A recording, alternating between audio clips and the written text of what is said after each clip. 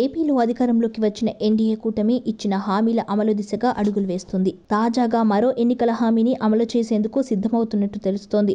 ప్రస్తుతం ప్రభుత్వం దీనిపై కసరత్తులు చేస్తున్నట్లు సమాచారం.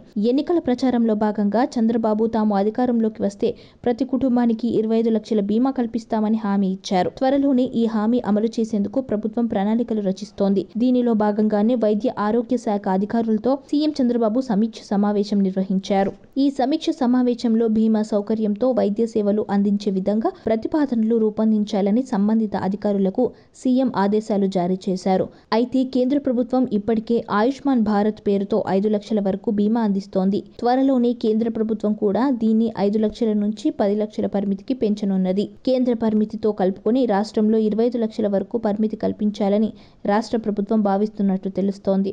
అయితే కొన్ని కార్పొరేట్ ఆసుపత్రుల్లో ఆరోగ్యశ్రీ అంటేనే వారికి అందే వైద్యం అంతంత మాత్రంగా మాత్రమే ఉంది.